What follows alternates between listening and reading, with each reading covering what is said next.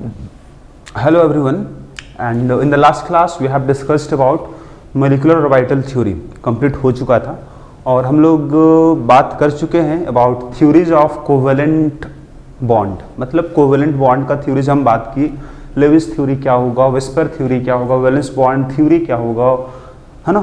फिर हम बात किए मोलेकुलर ऑर्बिटल थ्योरी क्या होगा. तो अभी हम यहाँ जो भी पढ़े हैं अबाउट कोवेलेंट बॉन्ड्स, अब हम लोग पढ़ने वाले हैं आगे what are properties of covalent compounds. जिसमें कोवेलेंट बॉन्ड पाया जाता है वैसे कंपाउंड्स का प्रॉपर्टीज हम बात करने वाले हैं. So let us write our next topic, that is properties of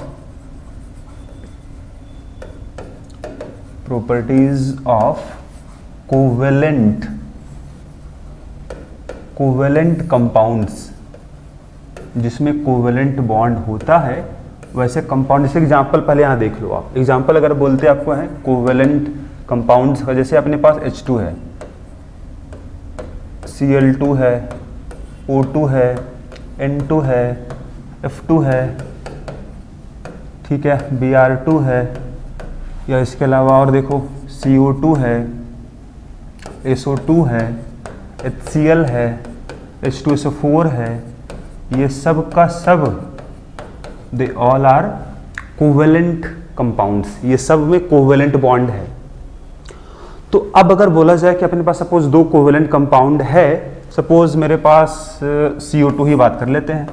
CO2 का एक मॉलिक्यूल है और एक मॉलिक्यूल CO2 का है. तो इसके बीच में जो फोर्स है, दो मॉलिक्यूल के बीच में जो फोर्स हमको पढ़ना है यहाँ पर यह है. आगे हम बताएंगे आपको about van der Waals forces, जो काफ़ी वीक फोर्स होता है. दो मॉलिक्यूल के बीच में फोर्स काफ़ी वीक होता है, ठीक है. उसी तरह से अगर बोले आपको हम H2 है ना, H2 का एक मॉलिक्यूल है, एक मॉलिक्यूल H2 का है, तो इसके बीच में भी दो मॉलिक्यूल के बीच में जो फोर्स है वो बहुत कम होता है. उसको हम पढ़ेंगे, आपको बताएंगे आफ्टर हाइड्रोजन बॉन्ड के बारे में, ठीक है. तो काफ़ी वीक फोर्स होता है. इसके कारण जनरली अगर बात करें हम, इसका प्रॉपर्टीज जो होगा कोवेलेंट कंपाउंड्स का, वो काफ़ी डिफर करता है from ionic compounds. Ionic compound की प्रॉपर्टीज हम कुछ देख भी चुके हैं पहले, जैसे मेल्टिंग पॉइंट काफ़ी ज़्यादा होता है, बॉइलिंग पॉइंट काफ़ी ज़्यादा होता है, फिजिकल स्टेट होता है, सॉलिड स्टेट में पाया जाता है, because very strong ionic bond. अगर अपने पास प्लस है तो प्लस के चारों तरफ नेगेटिव आयंस होगा, स्ट्रांगली अट्रैक्टेड होगा, और हर माइनस के चारों तरफ पॉजिटिव आयंस होगा, स्ट्रांगली अट्रैक्टेड होगा. तो आयनिक बॉन्ड जो होता है या फिर आयनिक कंपाउंड जो होता है उसका प्रॉपर्टीज मेल्टिंग पॉइंट बहुत हाई है, बॉइलिंग पॉइंट भी हाई है ना. सोलबिलिटी है वाटर में सोल्यूबल हो जाता है, ये सोल्यूबल नहीं हो पाता है आसानी से, है ना. तो हम वहाँ देखने वाले हैं what are properties of covalent compounds. So one by one from first one अगर हम बात करें प्रॉपर्टीज का, so first one is physical state. Physical state अगर बात करें हम कोवेलेंट कंपाउंड्स का, तो जनरली पाया जाता है गैस के फॉर्म में. कुछ एक्सेप्शंस है, जैसे ब्रोमीन लिक्विड है, आयोडीन सॉलिड है, यहाँ लिख लोगे आप. Generally they exist in gaseous state, but some covalent compounds may exist in liquid और सॉलिड स्टेट. जैसे अगर बोला जाए यहाँ पर आपको, तो जनरली तो हम यही बोलेंगे कि H2 है, N2 है ना, N2 है, F2 है, Cl2 है, बहुत सारा अपने पास है.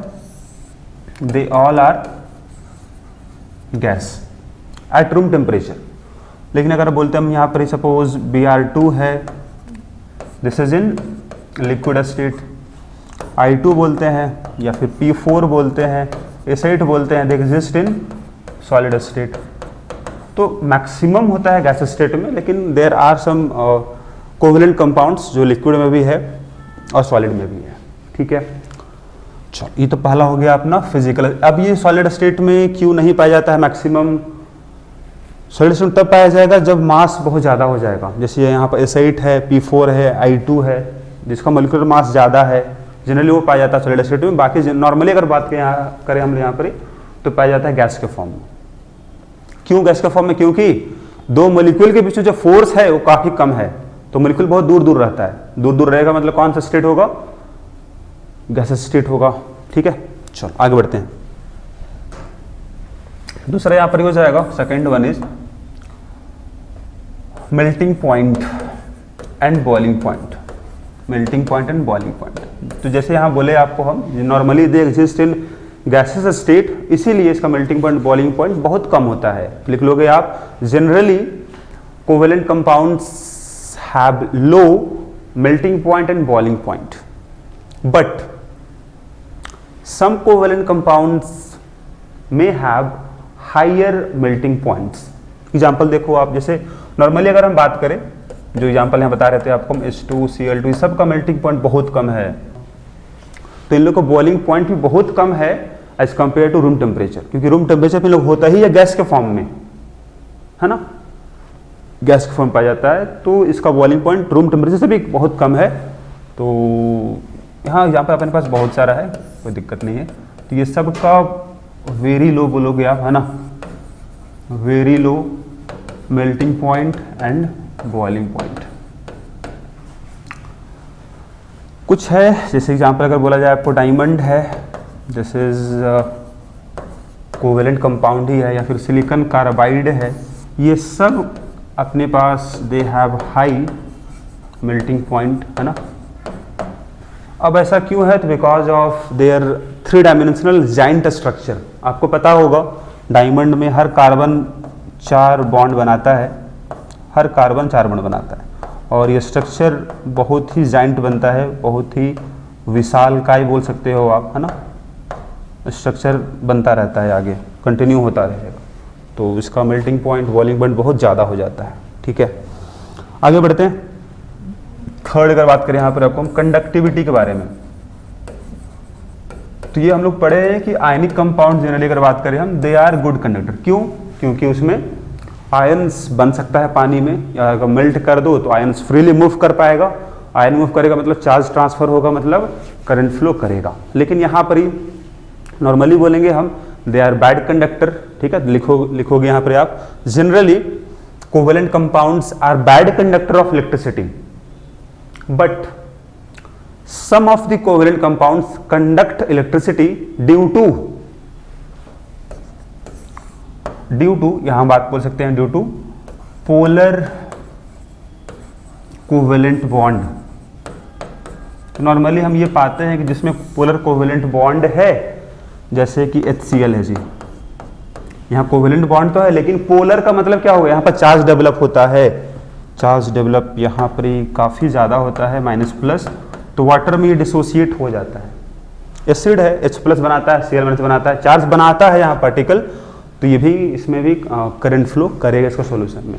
या फिर कोई भी आप स्ट्रॉन्ग एसिड ले लो, वीक एसिड ले लो, सब में करंट फ्लो करता है। ठीक है, तो ये सब आ जाएगा अपने पास। तो बिकॉज ऑफ आयोनाइजेशन बोल सकते हो आप, है ना, because of ionisation in water, in solvent, they conduct electricity, they form ions. ठीक, इसके अलावा अगर मैं आप बोले आपको, तो बोल सकते हो आप कि अपना ग्रेफाइट भी तो है, ग्रेफाइट भी तो है, graphite is also good conductor of electricity, good conductor of electricity. ये सब भी है कुछ एग्जाम्पल अपने पास। या फिर एक और अपने पास है रीजन, यहाँ लिख सकते हो आप, दैट बोल सकते हो यहाँ पर आप सेल्फ आयोनाइजेशन, सेल्फ आयोनाइजेशन। जैसे अगर यहाँ बोला जाए आपको, सपोज NH3 है, ठीक, तो NH3 अगर एक और मॉलिक्यूल यहाँ होगा, मतलब और कोई यहाँ अलग मॉलिक्यूल नहीं है, NH3 केवल यहाँ पर ही है, तो आपको पता है इसके पास लोन पेयर है, तो और यहाँ पर नाइट्रोजन ज़्यादा इलेक्ट्रोनेगेटिव है, आपको पता है इस तरह का बॉन्ड है और नाइट्रोजन ज़्यादा इलेक्ट्रोनेगेटिव है, तो चार्ज डेवलप तो होगा ही, बॉन्ड टूट सकता है आसानी से, तो H प्लस बनेगा, H प्लस, और यहाँ लोन पेयर है, यहाँ कोऑर्डिनेट बॉन्ड बन जाएगा इस लोन पेयर के साथ, तो ये आयोनाइज हो सकता है इस तरह से आयोनाइज होता है नेगेटिव, और ये NH4 प्लस। तो ये सब भी रीज़न है कि दे आर, है ना, कंडक्टर ऑफ इलेक्ट्रिसिटी। तो एक तो ये अपने पास ये रहा कि जिसमें आयोनाइजेशन हो जाएगा या फिर सेल्फ आयोनाइज हो जाएगा। अपने पास ग्रेफाइट भी है जिसके पास इलेक्ट्रॉन्स है, जिसके पास फ्री इलेक्ट्रॉन है, ठीक है। आगे हम पढ़ेंगे ग्रुप 14 में स्ट्रक्चर ऑफ ग्रेफाइट, वहाँ एक्सप्लेन होगा कैसे उसमें फ्री इलेक्ट्रॉन है जो मूव कर सकता है। ठीक है, तो ये अपने पास है some covalent compounds which are good conductor of electricity. Next हम बात कर लेते हैं आगे। Next one is isomerism. तो कोवेलेंट कंपाउंड जो होता है दे शो आइसोमेरिज्म। आइसोमर का मतलब होता है टू और more different compounds which have same molecular formula but different properties. Compound ही अगर अलग है तो प्रॉपर्टीज भी अलग होगा, लेकिन मोलिकुलर फार्मूला सेम है। अगर यहाँ बोला जाए आपको फॉर एग्जाम्पल आप लिखो C4H10 लिख लो, ये मोलिकुलर फार्मूला है। अब इस मोलिकुलर फार्मूला से कंपाउंड ये बनता है सिंपल 4 कार्बन का लॉन्ग चेन, या फिर 3 कार्बन का चेन एक ब्रांच बन गया। तो यहाँ भी 3 हाइड्रोजन है, इधर 3 हाइड्रोजन है, 6 हाइड्रोजन हो गया, 6 और 2 8, 8 और 2 10। तो ये भी कंपाउंड बनेगा, है ना। और कंपाउंड ये भी अपने पास है, यहाँ भी 3 हाइड्रोजन है, इधर भी 3 हाइड्रोजन है और इधर भी 3 हाइड्रोजन है, और यहाँ एक 10 यहाँ भी हो गया। तो दोनों के पास 4 कार्बन है, 10 हाइड्रोजन है। Both have same molecular formula but different structure, they have different properties. Melting point अलग होगा, बॉइलिंग पॉइंट अलग होगा। ठीक है, तो यहाँ बोलेंगे कि दिस टू आर आइसोमर। ठीक है, तो आइसोमरिज्म पॉसिबल कहाँ पर ही होता है? कोवेलेंट कंपाउंड्स में। क्यों लिखोगे? Because of directional nature of covalent bonds. Covalent bond एक पर्टिकुलर डायरेक्शन में ही बनेगा, लेकिन आयनिक बॉन्ड जो है they do not have direction. Ionic bond अगर हम बोलते हैं सपोज NaCl है, तो यहाँ आइसोमरिज्म नहीं होगा। Na प्लस है, Cl माइनस है, दिस इज आयनिक कंपाउंड, यहाँ आइसोमरिज्म का बात नहीं होता है। Because ionic bond is non directional. ठीक है, मतलब ये है कि Na प्लस के हर तरफ कहीं से भी Cl माइनस आएगा,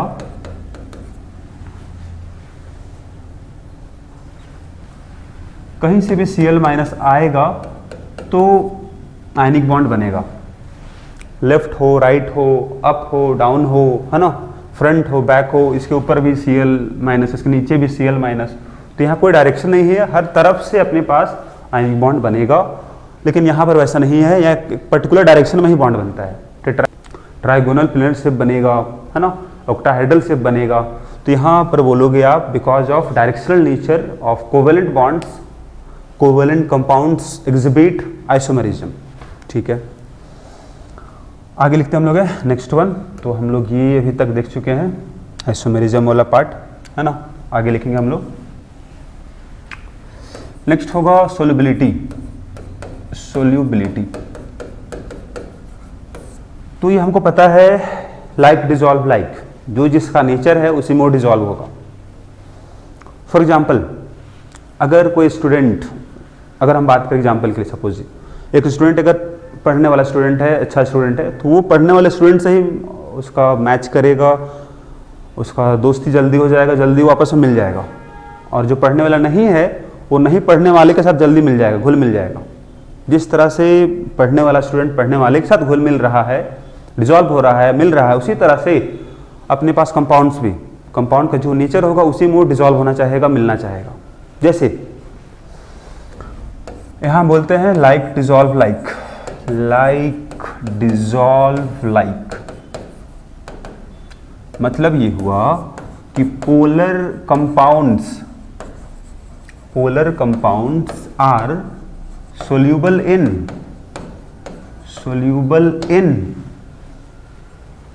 polar solvents। अगर सॉल्वेंट पोलर है तो जो कंपाउंड डिजॉल्व होगा वो भी पोलर होना चाहिए, तभी डिजॉल्व होगा। उसी तरह से एक पॉइंट यहाँ ये भी बोल सकते हो आप, non polar compounds are soluble in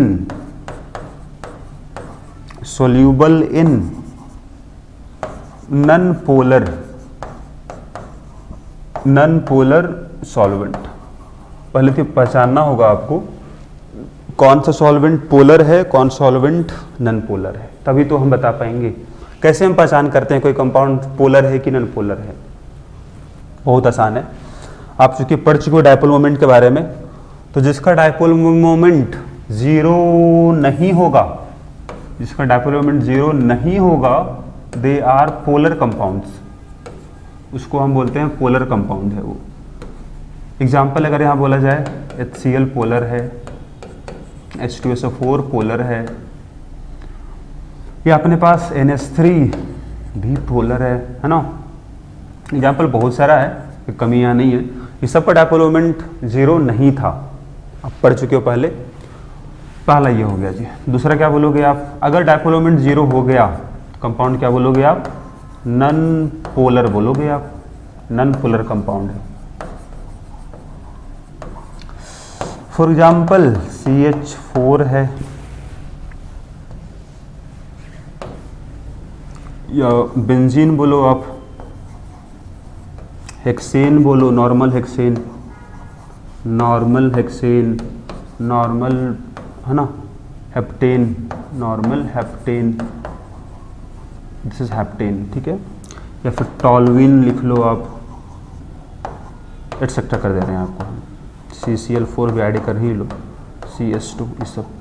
तो ये सब अपने पास सॉल्वेंट जो है नॉन पोलर है, तो यहाँ कोई दिक्कत नहीं है। अगर अपने पास सोल्यूट नॉन पोलर है तो डिजॉल्व होगा नॉन पोलर सॉल्वेंट में, अगर पोलर है तो डिजॉल्व होगा पोलर में, ठीक है। यहाँ वाटर भी आ जाएगा जी, है ना, वाटर भी अपने पास पोलर ही है। तो ये तो बात हुआ सोलबिलिटी के बारे में, और this is all about solubility. आगे हम बात करते हैं next one, type of reaction, है ना। So this one is type of reaction, type of reaction. तो कोवेलेंट कंपाउंड है ना में कौन सा रिएक्शन होता है? तो यहाँ बोलोगे आप molecular reaction, molecular reaction, molecular reaction occurs in which there is dissociation of bond and formation of bond, that is it will take finite time for their completion। मतलब यहाँ पर यह है कि जैसे अपने पास N2 है, हाइड्रोजन है, तो यहाँ पर NH3 बनेगा, तो क्या हुआ है कि इसका ट्रिपल बॉन्ड टूटा होगा, इसका हाइड्रोजन का बॉन्ड टूटा होगा, तब जाके नाइट्रोजन हाइड्रोजन में बॉन्ड बना है यहाँ पर। तो जो बॉन्ड बना है, यहाँ बॉन्ड बना, यहाँ बॉन्ड टूटा है, so this are known as molecular reactions, ठीक है। So this is all about properties of covalent compound, okay.